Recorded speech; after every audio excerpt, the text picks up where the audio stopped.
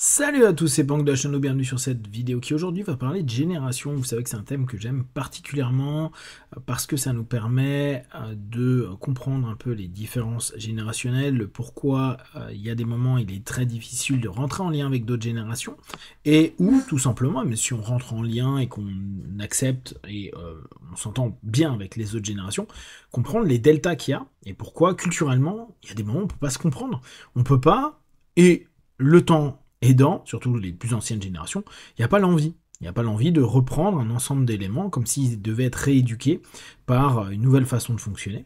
Et le mot rééducation, il a été malheureusement extrêmement utilisé pendant des périodes que l'on connaît sombres, notamment dans le maoïsme, où il y a eu une révolution culturelle, et où on a vu ce que ça a pu donner.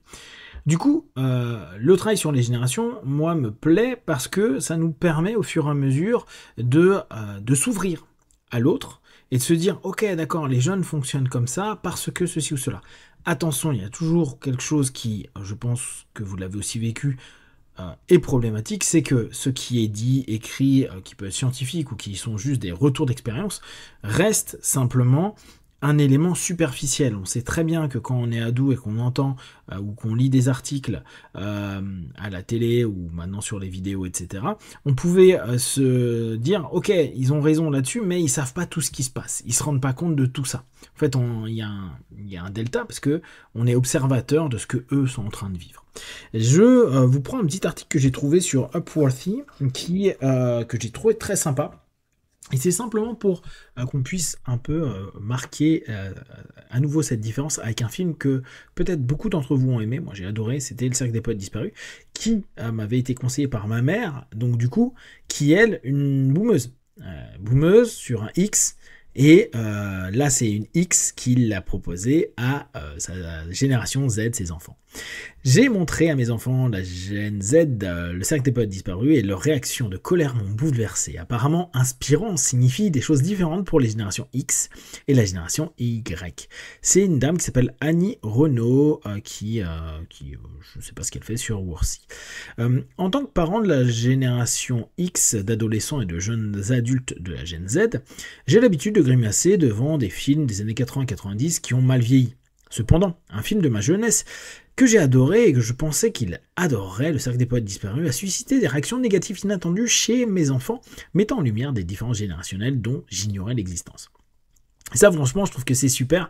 N'hésitez pas à partager si vous le faites avec vos enfants et tout. Je trouve que c'est des feedbacks qui sont très très cool de voir à quel point ils vont dire mais ce qu'il dit c'est complètement raciste, c'est sexiste, c'est haineux. Et nous, au même âge, on n'avait pas du tout vu ça, pas du tout considéré ces choses-là. Et c'est bien de voir aussi ces progrès intellectuels et autres, en tout cas ces prises de conscience différentes qu'il peut y avoir sur la même chose 20, 30 ans plus tard. J'ai probablement regardé Le Cercle des Poètes Disparus une douzaine de fois, voire plus à l'adolescence, et au début de l'âge adulte, la trouvant toujours esthétiquement beau, tragiquement triste et profondément inspirant. Bon, merci les cassettes vidéo, parce que si on attendait la rediffusion, c'était pas rediffusé 20 000 fois. Ce film a été l'une des raisons pour laquelle j'ai décidé de devenir prof d'anglais, inspiré par le portrait de John Keating, un professeur d'anglais passionné anticonformiste interprété par feu Robin Williams. La façon dont Mr. Keating partageait son amour de la beauté et de la poésie avec une classe de lycée, d'une école préparatoire guindée, les encourageant à profiter du moment présent, le fameux carpe diem, et à savourer la vie jusqu'à la moelle, m'a touché en plein cœur, jeune et idéaliste. Et quand ces garçons se sont levés pour lui, à la fin du film, en défiant le directeur qui tenait leur avenir entre ses mains, elle a trouvé ça fort. Quel moment émouvant de triomphe et de soutien. Donc, je sais pas, pour ceux qui se souviennent un peu de ce film-là, de ces scènes qui sont des scènes qui font quand même beaucoup partie de la pop culture, tentez là maintenant de vous souvenir un petit peu ce que ça avait éveillé en vous. Et vous allez voir, c'est assez drôle ce qu'elle partage. Mes enfants de la Gen Z, en revanche, ont vu la fin du film différent. Ils ont adoré l'ambiance du film, ce à quoi je m'attendais avec son ambiance chaleureuse, douillette et réconfortante. C'est marrant parce que alors moi j'ai pas du tout sensation de ça. Rien que la manière, je l'ai pas eu depuis des années, mais j'avais l'impression au contraire qu'on était dans un endroit froid où avec ce côté d'internat et tout, ça semblait pas du tout chaleureux. Mais c'est peut-être parce que moi je faisais un rapport avec ce que j'avais vécu au collège. Douillette est réconfortante. Ils ont adoré Mr. Keating parce que comment ne pas l'adorer. Et je sais pas pour vous, mais moi j'ai eu des profs de français à ces périodes-là, hein, qui étaient très Keatingesques, et tu sens qu'ils ont été eux-mêmes hyper touchés par ce film-là, ou en tout cas, ils ont voulu tenter un peu l'expérience plus de proximité. N'oubliez pas, hein, dans les années 90, 95, il y avait une grosse distance qu'il pouvait y avoir entre les professeurs et les élèves se permettaient pas de tutoyer, d'insulter ou quoi que ce soit, sinon déjà on s'en prenait une, et un peu comme dans le cercle, tout simplement, c'était une distance qui était professionnelle, qui aujourd'hui existe beaucoup moins. On voit les profs qui sont très très proches des élèves, voire même des profs qui parlent sur les réseaux et qui ont une super communauté. Je pense à un prof d'anglais génial qui se filme en classe à certains moments et ça donne des super bons trucs, mais c'est plus du tout les profs qu'on a pu connaître. Nous, la Gen X, alors imaginez les boomers, eux qui ont vécu encore pire, ça ressemblait plus au cercle. Mais à la fin du film, j'ai été interloqué en entendant « c'était horrible !» Et pourquoi me traumatiser comme ça avant qu'ils n'admettent également « mais c'était tellement bien !» Le côté traumatisant, je le comprends, vraiment. J'avais oublié à quel point le film devient soudainement incroyablement lourd. Une mise en garde s'impose, la Gen Z utilise le mot traumatisé, non pas dans un sens clinique, mais comme un terme exagéré pour désigner le fait d'être frappé de manière inattendue par quelque chose de triste ou de dérangeant. Ils savent qu'ils n'ont pas été traumatisés par le film. Mais, en discutant davantage, j'ai découvert 3 différences générationnelles principales qui ont eu un impact sur l'expérience de visionnage du cercle de mes enfants et sur ce qu'ils en ont retiré. La Gen Z perçoit les changements inspirants à travers une perspective systémique et non individuelle. Alors c'est intéressant, hein. C'est là où il est utile de se remettre, nous, dans ce qu'on a vécu enfants, ados, jeunes adultes, en étant des X, donc 60 jusqu'à 80, il y a vraiment quelque chose de particulier à ces moments-là, dans l'évolution de la société, la fin des 30 glorieuses, et une façon d'aborder les choses qui était très très différente, avec beaucoup plus de liberté, dans plein d'éléments, notamment éducationnels, et dans la façon de voir les choses et les expériences, comment on les vivait. La première chose que mon fils de 20 ans a dite au générique a été « Quoi ? C'est terrible, rien n'a changé !» Il a été renvoyé, donc Keating, et l'école est toujours dirigée par une bande de vieux blancs bornés qui forcent tout le monde à se conformer. Ma réponse immédiate a été oui, mais il a changé la vie de ces garçons. Il les a aidés à élargir leur esprit, à voir le monde différemment.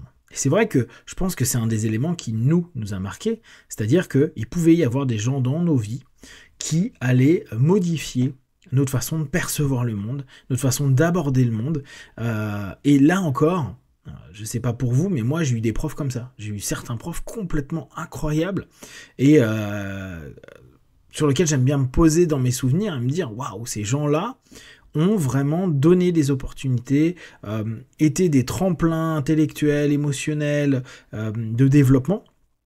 Et c'est beau de se dire que sur une classe, peut-être que moi j'ai été touché, un autre pote a été touché, puis on était peut-être 10 à avoir pris quelque chose sur plusieurs classes et se dire waouh, ça nous a aidés. Alors c'est sûr, hein, structurellement, systémiquement, non, tout le monde l'a pas été, puis le système est ce qu'il est, et en plus tout discours de n'importe qui ne changera pas tout le monde, ou en tout cas ne touchera pas tout le monde de la même façon. J'ai réalisé que les jeunes de la Gen X valorisaient les individus qui s'opposaient au vieux système obsolète et faisaient leur propre chemin, tandis que la Gen Z valorisait le démantèlement du système lui-même. Et c'est vrai que nous, on était beaucoup dans une Gen No Future, n'oubliez pas, hein, il y avait la culture punk, la culture punk qui était très forte et qui était beaucoup aussi sur cette notion d'opposition, etc., etc. On est des enfants nés, pour la plupart, d'anciens 68ers, qu'importe qu'ils aient été activistes ou pas, hein, ils ont pu juste passer cette période-là, mais ils ont vu les premières oppositions de post-68, hein, où il y avait beaucoup moins de respect vis-à-vis des profs, où il y a eu les premiers ouais, une première flexibilité qui a pu apporter des choses plus ou moins bonnes. Quand on parle avec des professeurs de ces années-là, quand ils étaient en transition à se dire entre l'ancienne version de l'école et la post-68, il y avait déjà un delta qui trouvait déjà trop souple, mais ce qui est normal, hein, toujours une génération vis-à-vis de l'autre, on peut trouver qu'avant c'était moins bien. Pour la génération X, la prise de position de Keating et des garçons était inspirante, mais le fait que cela ne changeait rien en dehors de leur expérience personnelle a été un véritable plaid pour mes enfants de la Gen Z. C'est intéressant dans ce principe systémique, et ça je pense que c'est grâce aux réseaux sociaux, ou à cause, à voir, et à cette espèce de sensation que les uns et les autres sont hyper unis, alors qu'ils ne le sont pas forcément, mais numériquement parlant, ils ont l'impression de l'être, ils sont sur des groupes, ils peuvent avoir des points communs à travers le monde entier, dans différentes régions, etc. Et je pense que c'est vraiment cette notion-là qui a donné cette sensation à toute une génération de pouvoir changer quelque chose en macro, parce que justement la diffusion rapide des informations, etc. etc. Chose que nous, on n'avait pas, parce qu'on n'avait pas de smartphone, ou les premiers téléphones portables qu'on a eu, 95, 16, 17, ces eaux-là, personne n'en avait, donc du coup on appelait dans le vide parce que personne n'en avait, donc on dépensait rien. La génération Z n'est pas habituée à être prise au dépourvu par des intrigues tragiques sans avertissement. Ça je trouve que c'est l'élément le plus intéressant. Alors j'aime beaucoup le reste, hein, mais ça je trouve que c'est un vrai élément qui moi me marque souvent, et je me dis tiens c'est chouette que ça ressorte dans l'article. Pour être honnête, je leur avais bien dit qu'il y avait une partie triste. Bah, encore, elle est sympa. Elle a pas dit, parce que moi je me souviens, ma mère elle me dit regarde, tu vas voir, ça va te parler, tu vas aimer en tout cas. Mais j'avais oublié à quel point la dernière partie était bouleversante. Alors le pourquoi m'as-tu fait ça de ma fille était quelque peu justifié. Je pensais qu'un chien allait mourir ou quelque chose comme ça, a-t-elle dit. Personne ne s'attendait vraiment à ce que les personnages principaux se suicident et que le professeur adoré soit tenu responsable de sa mort, mais j'avais en quelque sorte minimisé la tragédie de tout cela dans ma mémoire, donc mon avertissement concernant la partie triste était un peu insuffisante. Mais pour être honnête, la jeune génération X n'ont jamais reçu de tels avertissements. Souvenez-vous, hein, les trigger warnings là qu'il y a tellement partout et sur internet, sur les vidéastes le font tout le temps. Je vous préviens, on va parler de ça, de mort, de suicide, de trucs, de machin. Moi, ça me saoule. Mais je m'aperçois que effectivement, c'est quelque chose qui touche. C'est-à-dire que les gens qui sont pas prêts à voir des trucs horribles, il faut les prévenir. Mais par contre, et c'est là où je pense que ça m'agace, ils se partagent à longueur de temps sur des fils Telegram un assassinat d'un gamin qui était un chauffeur, des trucs ultra violents avec des coups de machette à gauche à droite, et là il n'y a personne qui les trigger. Hein. Ils disent ah on veut le voir. Par contre la surprise, en fait s'ils sont prêts c'est ok, mais la surprise c'est quelque chose qui est non ok. En fait, là, c'est vraiment une hypothèse, mais est-ce qu'on n'est pas rentré dans un monde d'hyper-contrôle ? On veut tout contrôler, et à tel point que ces jeunes sont dans une peur de ce qui ne peut pas être prévu, pas attendu, et s'ils ne sont pas préparés à, ils peuvent vraiment très mal le prendre. Enfin, nous avons encouragé Atreyu qui tentait de sauver son cheval du marais dans l'histoire sans fin pour finalement le voir se noyer. Les adultes nous ont montré Watership Down pensant que ce serait un mignon petit film d'animation sur les lapins. Nous avons été giflés par la mort tragique d'un enfant dans My Girl, présenté comme un film d'apprentissage touchant. La Gen Z a grandi à l'ère des avertissements et des pratiques tenant compte des traumatismes, tandis que la génération X a vu un enseignant mourir en direct à la télévision, dans nos salles de classe, sans aucun suivi de la façon dont nous l'avions traité. Ces différences sont devenues très apparentes à la fin du film. Ça, vraiment, je trouve que c'est ultra intéressant, il faudrait qu'on revienne dessus. La génération Z se focalise sur les comportements transgressifs que la Gen X a soit négligés, soit considérés comme plus nuancés. Ouais, ça aussi c'est intéressant. Mais en fait, je trouve l'article vraiment cool. L'autre réaction à laquelle je ne m'attendais pas, c'était le mépris absolu de mes filles pour Knox Overstreet, ce personnage adorable mais trop enthousiasme qui s'est entiché de la petite amie pom-pom girl du joueur de foot américain. Ses tentatives de séduction outrancière étaient toujours embarrassantes, mais pour la Gen X, les comportements embarrassants au nom de l'amour étaient généralement soit ignorés, soit tolérés, voire parfois célébrés. Se tenir sur la pelouse d'une fille au milieu de la nuit avec une chaîne stéréo à plein volume. Au-dessus de sa tête était le summum du romantisme pour la gêne X, rappelez-vous.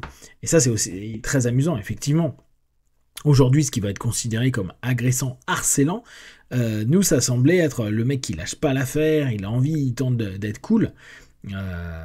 Et aujourd'hui, alors, peut-être qu'à l'époque, on n'a pas vu non plus qu'il y avait autant d'agressions. Là, on peut revenir sur toutes les avancées des personnes qui parlent. Mais il y avait beaucoup ça, hein, ce qu'aujourd'hui, ils seraient considérés comme des forceurs, mais d'un côté touchant, et pas d'un côté violent. Mais ça peut être pris comme violent. Et ce qui est intéressant, c'est qu'aujourd'hui, il va plus y avoir des personnes qui vont tenter de faire ça au bahut, etc. Mais ils vont le faire à longueur de temps par téléphone, avec des vidéos, avec différentes manières d'approcher la personne par les messageries, etc.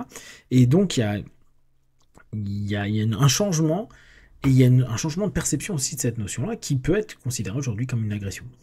Pour la Gen Z, la seule chose pire que l'embarras, c'est le comportement prédateur auquel on pourrait sans doute assimiler l'obsession et l'insistance de Knox. Ça, c'est vraiment intéressant. Pour eux, à partir du moment où tu es insistant, alors bon là, on parle vraiment dans un rapport homme-femme, et effectivement, ça peut être très très problématique, c'est ce côté prédateur-prédatrice que peuvent avoir les personnages. Mon propre regard sur la de jeune génération X à vue de Knox, et m'a dit c'est un peu excessif mec, baissez un peu le ton. Effectivement, quand quelqu'un partait un peu en vrille, on disait tu te calmes, arrête tes conneries, tu fais chier tout le monde là et basta. Là aujourd'hui c'est ouais mais c'est une agression. Le regard de mes filles de la Gen Z m'a dit ce type est un vrai pervers, il faut qu'elle file loin. D'un côté, j'étais fier qu'ils aient su reconnaître les comportements alarmants et les dénoncer, de l'autre, j'ai constaté le peu de nuances dans leur perception, ce qui était intéressant. Soyons clairs, je ne pense pas que les réactions de mes enfants de la Gen Z sur le cercle soient mauvaises. Elles sont juste différentes des miennes à leur âge. Nous sommes généralement sur la même longueur d'onde sur ce genre d'analyse, alors les voir réagir radicalement différemment à quelque chose que j'aimais à leur âge était vraiment impressionnant. Maintenant, je me demande quel autre film préféré de ma jeunesse je devrais leur montrer pour voir s'ils les perçoivent eux aussi différemment, sans espérons-le trop les, entre guillemets, traumatiser. Je trouve cet article absolument cool. N'hésitez pas à me dire si vous aimez bien, et surtout faites vos feedbacks. Et si justement vous avez partagé des notions comme ça. Là, il y a la suite, il y a More on Upworthy. Mes enfants regardaient des films d'angoisse pour adolescents des années 80 à l'école primaire. Voici ce que j'ai appris.